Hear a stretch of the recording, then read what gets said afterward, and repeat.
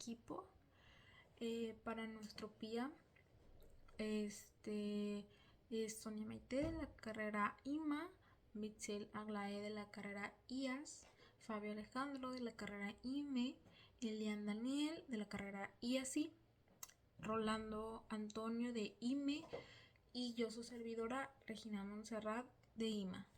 Entonces vamos a comenzar. Bueno, para comenzar con la introducción, los sistemas formados por varias masas unidas mediante cuerdas y guiadas por superficies o poleas permiten estudiar cómo las interacciones internas y externas modifican el movimiento global. En el caso representado, una masa se desplaza horizontalmente mientras otras dos están suspendidas verticalmente, todas conectadas mediante una cuerda cuya longitud total permanece constante. Esta configuración hace evidente que el movimiento de cualquiera de las masas afecta inmediatamente a las demás, generando un comportamiento colectivo que depende tanto de la geometría como de las fuerzas presentes. Para describir este tipo de sistemas se vuelve fundamental determinar si las fuerzas involucradas son conservativas, como la gravedad, o si intervienen fuerzas como las no conservativas, que es como el rozamiento o las pérdidas por contacto. Distinguir entre ambos tipos de fuerzas es crucial porque modifica la forma en la que se describe la evolución temporal del sistema y determina si es posible asociar una energía que se conserve en el tiempo. En este contexto, el método de Euler-Lagrange ofrece un marco que permite incorporar tanto fuerzas que llevan como un potencial como aquellas que no lo hacen, proporcionando ecuaciones de movimiento adecuadas incluso cuando el sistema incurre en disipaciones o en influencias externas. A continuación les voy a explicar nuestro marco teórico. Para estudiar configuraciones con varias masas y restricciones geométricas, el enfoque variacional ofrece grandes ventajas, pues parte de una descripción basada en coordenadas generalizadas que reflejan directamente las condiciones impuestas por la cuerda inextensible.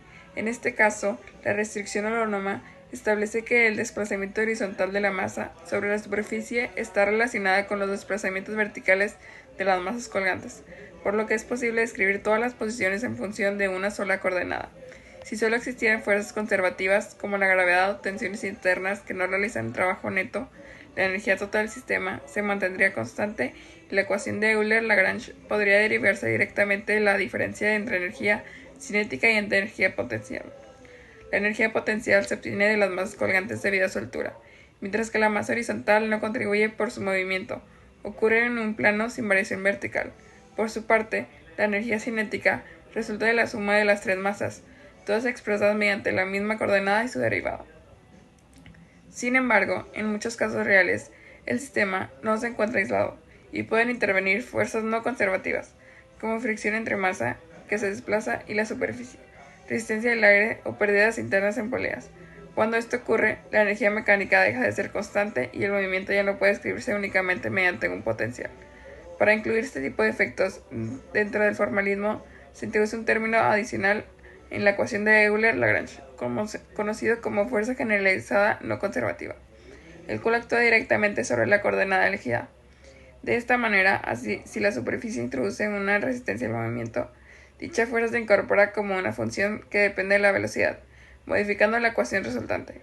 El método permite entonces obtener una ecuación diferencial más compleja, que refleja tanto los efectos conservativos como cambios en la altura de las masas colgantes, como los no conservativos, como la pérdida de energía por fricción. Esto hace posible estudiar cómo la energía del sistema se transforma, se transfiere o se disipa, y cómo estas modificaciones alteran la aceleración y la evolución temporal del conjunto.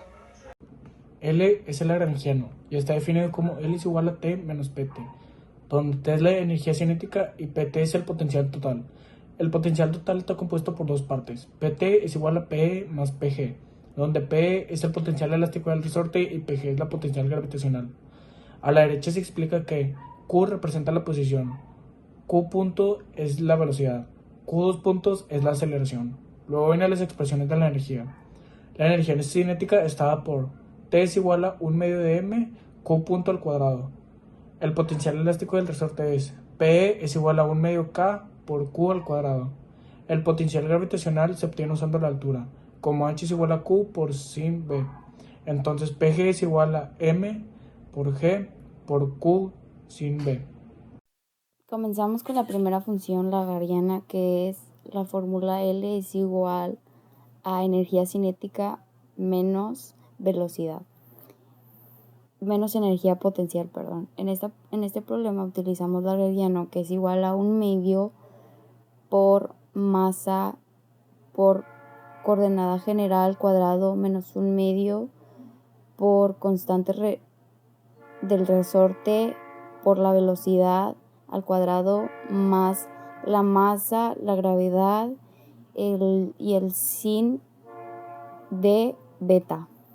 La segunda fórmula que utilizamos es la energía cinética, que es igual a 1/2 por masa por coordenada generalizada al cuadrado. La tercera que utilizamos es energía potencial elástica, que es velocidad de resorte es igual a 1/2 por constante resultante por velocidad al cuadrado. La cuarta que utilizamos es energía potencial gravitatoria, que es velocidad de la gravedad es igual a masa por gravedad por coordenada generalizada sobre beta. Ecuación de Euler-Larger, ecuación de Euler menos Larger es derivada parcial respecto a la velocidad entre derivada total menos derivada potencial respecto a la velocidad. Esta ecuación sirve para obtener la ecuación de movimiento. La sexta derivada que utilizamos es la derivada parcial del lagrangiano respecto a la velocidad, que es derivada parcial respecto a la velocidad es igual a masa por coordenada generalizada. La séptima es la derivada temporal, que es derivada total respecto al tiempo. La octava es la derivada parcial del lagrangiano respecto a la posición, que es derivada parcial respecto a la posición. La sustitución Euler-Larger, que es el nombre ecuación de movimiento antes de despejar. La última ecuación es la ecuación de movimiento, que es ecuación diferencial del sistema. Para el MATLAB de mecánica, el PIA de mecánica, se agregó un scope, se agregó un integrador y un MATLAB function. El scope y el integrador se duplicaron. El MATLAB function fue el que se editó para poder así realizar el movimiento de oscilación que quede así en el caso conservatorio. Se puso el MATLAB function, el botón de integrador, se puso otro integrador y después el integrador se conectó otra vez al MATLAB function, que era solamente con una letra, que fue Q.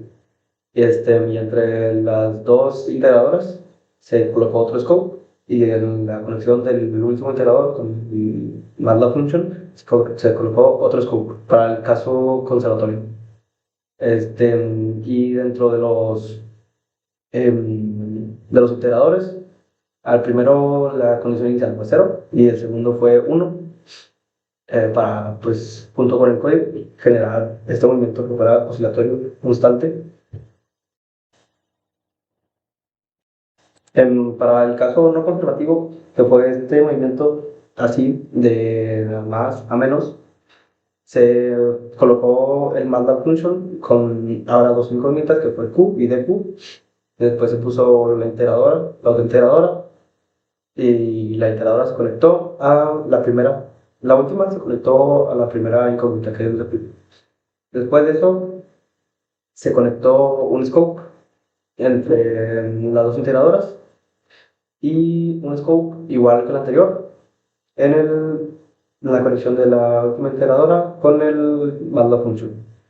Y la última conexión, que fue la del MATLAB function, que es de Q, fue en el medio de la conexión entre el scope y las dos integradoras. Y esto fue para formar este movimiento de más o menos junto con el código que le proporcionamos. Igual la condición de los integradores, el primero fue 0 y el segundo fue 1. El análisis del sistema mostrado demuestra que la combinación de masas unidas por cuerdas y sometidas a fuerzas externas genera una dinámica compleja en la que intervienen tanto elementos conservativos como no conservativos. El método de Euler-Lagrange resulta especialmente adecuado para describir este comportamiento, ya que permite integrar la restricción geométrica del sistema, las contribuciones de energía asociadas a las masas colgantes y los posibles efectos disipativos que puedan presentarse. En ausencia de fuerzas no conservativas, la energía mecánica total permanece constante y el movimiento puede interpretarse como una transferencia continua entre energía cinética y potencial. Sin embargo, cuando intervienen fuerzas como el rozamiento, la ecuación resultante revela pérdidas de energía que alteran la aceleración y conducen a un movimiento que difiere del que presentaría un sistema ideal.